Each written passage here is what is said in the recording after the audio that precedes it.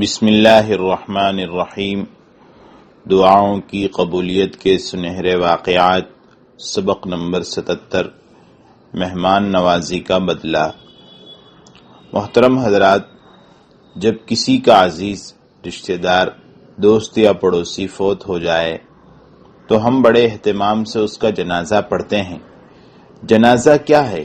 سادہ الفاظ میں اس کا معنی اور مفہوم یہ ہے کہ ہم اللہ تعالیٰ سے فوت ہونے والے آدمی کے لیے دعائیں مغفرت کرتے ہیں، اللہ تعالیٰ سے اس کے لیے رحمت اور جنت میں داخلے کی دعا مانگتے ہیں۔ آئیے نماز جنازہ اور اس میں دعا کے حوالے سے اس انوکھے مگر نہایت مؤثر واقعے کو پڑھتے ہیں۔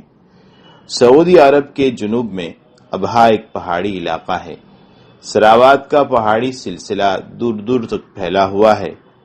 اس علاقے میں درجنوں چھوٹی چھوٹی بستیاں ہیں جن میں نہایت سادہ دل بدو آباد ہیں۔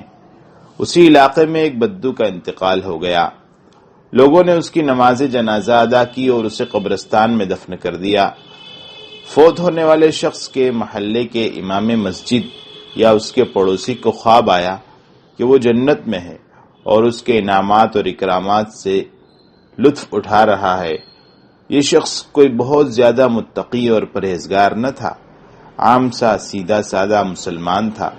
خواب دیکھنے والے کو اس کے جنتی ہونے پر بڑا تعجب ہوا کہ یہ تو اتنا زیادہ نیک اور متقی شخص نہ تھا۔ خواب دیکھنے والے نے اس سے پوچھا، تم جنت میں کیسے پہنچ گئے جبکہ تم تو عام سے مسلمان تھے؟ اس فوت ہونے والے شخص نے جواب دیا، اللہ کے فضل و کرم کے بعد ہمارے محلے کے فلاں شخص کی دعا کی وجہ سے جنت میں گیا ہوں۔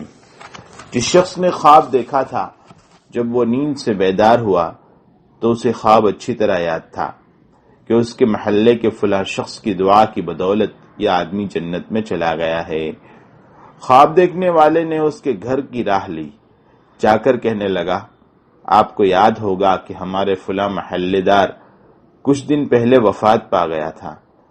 اس نے کہا، ہاں بالکل یاد ہے۔ تو تم نے اس کا جنازہ پڑھا تھا؟ ہاں بالکل پڑھا تھا۔ تو کیا تمہیں یہ بھی یاد ہے کہ تم نے اس کے لیے کون سی دعا کی تھی؟ جی ہاں بالکل یاد ہے۔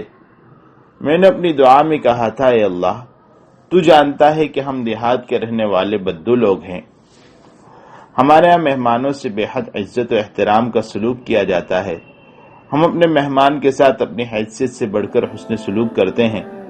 اے اللہ، یہ شخص اب تیرے پاس مہمان بن کر آ رہا ہے، تو اپنے اس مہمان کے ساتھ اپنی شان کے مطابق سلوک کرنا۔